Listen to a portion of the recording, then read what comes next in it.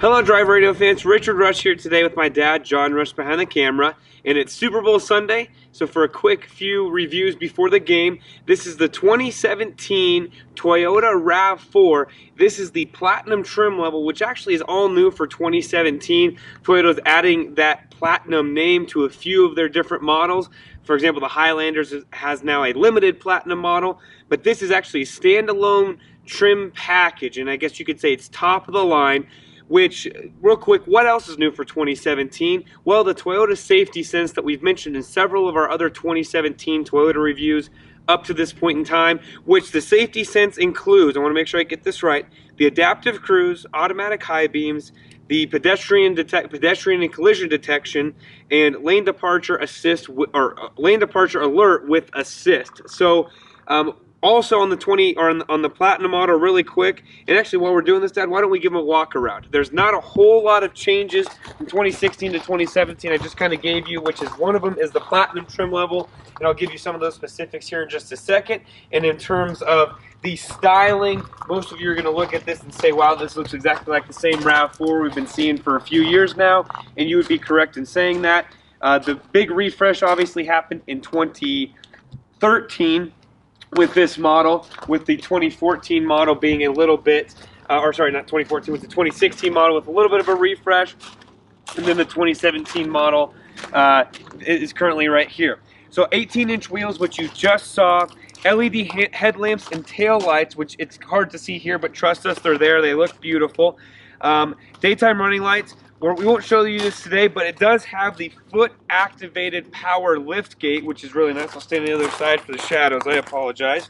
A power moonroof on this model, privacy glass, and then it's also on this Platinum trim level is a 360-degree camera, surround view camera system, which we'll show you as an option. Again, this does have a foot-activated assist. If you push the tailgate and step away, the key fob is in the car, so we will show you. It does have an automatic lift gate, of course. As it comes up, you'll see where it sits. Of course, the Toyota preference is you can actually set the height. You can actually, it's right here. You pull it down, you hold this button for 2 seconds, it does that. I apologize, I don't have any exact cargo numbers for you, but a relatively spacious cabin back here. Of course, no third row. You do have the privacy screen right here. You got a little Toyota first aid kit. In terms of what's underneath here, you do have a spare tire, but there is also some storage for maybe a jacket, a med kit. We actually talked on Drive Radio this past Saturday about some of those phones that they have now. I think they're the $20 kind of like sat phone sort of things. They work on any network. They've got a lithium-ion battery in them. You could put that in here, but again, more than enough storage. Made a Costco run this past week. Real quick, Dad, let's show them this too.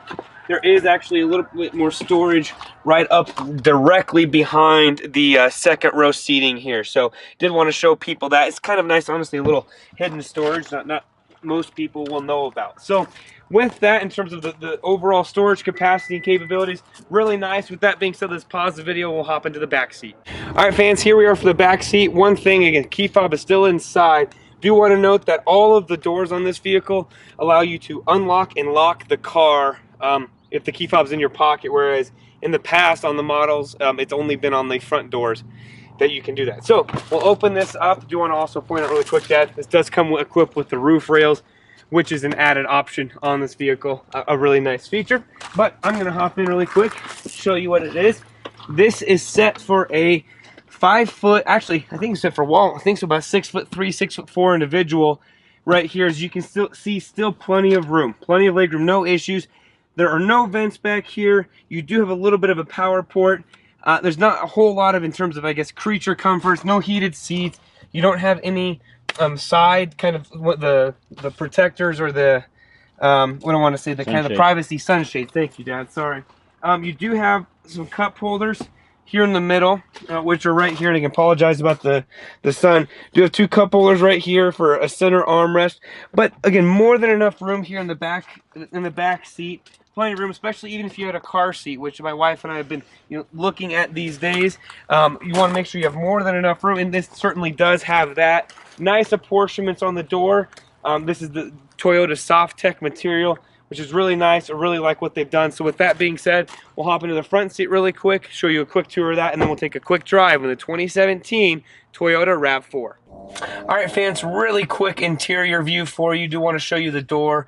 Nice apportionments, very similar to the back seat. Only addition, of course, is a few cup holders there, maybe some storage for maps, as well as obviously the door lock and unlock.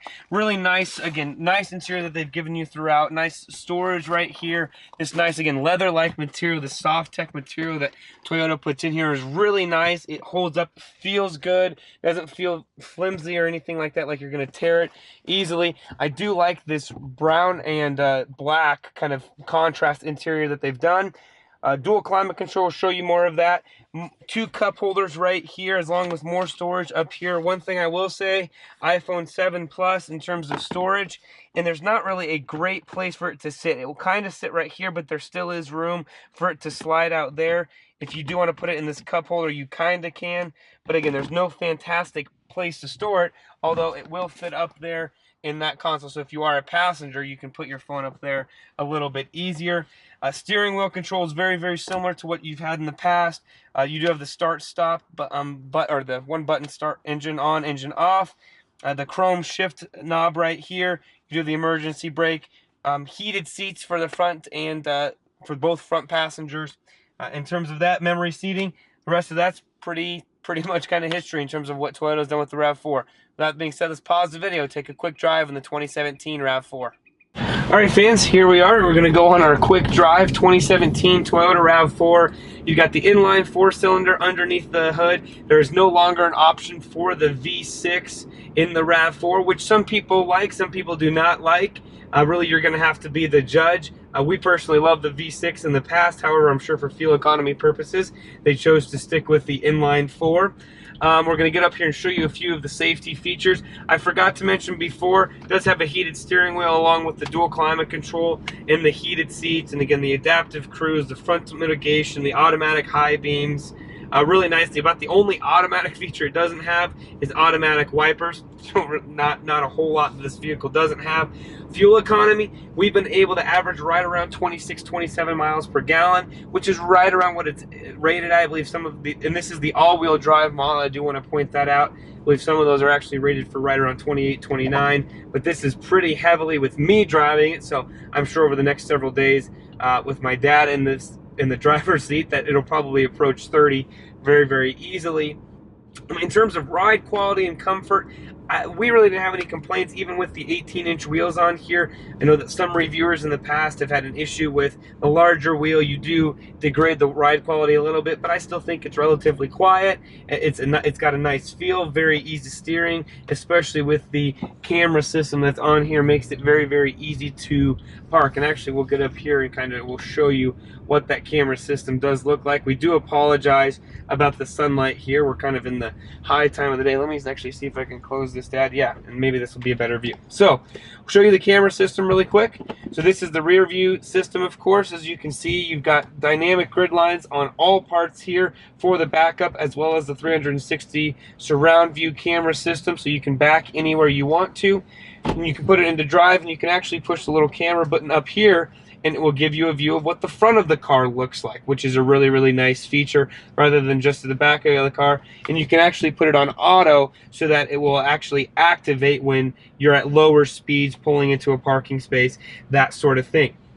What a few other notes on this vehicle. I want to make sure I cover everything. I mentioned that, it does have electric power steering, 176 horsepower, and of course there is an optional, hybrid system, as there are in a lot of the other Toyota vehicles, and we'll pop this, well, I guess we'll keep that close for that. So what is our review of this? And I'll get my dad's opinion here in a second. I love this car. I think it's a fantastic buy. I think for what Toyota does, the remodel that they did several years back, I think it makes this car very attractive. I think my wife and I, this was actually a car in the running for the car that we were going to get for her, as we've got a baby on the way. The one thing that did it for us is there's no third row. But that's not a deal breaker for a lot of people. If you only have maybe 1 or 2 kids, maybe you're not planning on having any kids in the meantime, you want a SUV, a vehicle that sits a little bit higher, but it's also going to be able to fit in some tight spaces for you, this is definitely the car for you. Really enjoy driving this vehicle. Not too many cons. The only thing I would say would be the lack of the V6 option. We really like that, but I didn't notice anything too noticeable. Dad, what was your thoughts? Basically, same thing as what Richard's saying. The only thing I would say is if you really like the extra horsepower, the hybrid version of this car, which we have reviewed in the past, and you can actually look at that on our channel, gives you roughly the same power that you would have had previously in the V6, and you really don't sacrifice much in the way of cabin interior room, cargo space, etc. So if you're really looking for a little more power, the hybrid option would be worth looking at, and of course get a little better fuel economy. But all in all, even at our elevation, the 4-cylinder works fantastic, and I personally have no complaints with it whatsoever. You're correct, and I believe the hybrid delivers right around 195 horsepower, so about 19-20 more than this four-cylinder does. So something to consider definitely if you want to pay the little bit extra money for that, something to keep in mind. If you're interested in this vehicle, head to your local Toyota dealer and tell them that John and Richard Rush from Drive Radio sent you.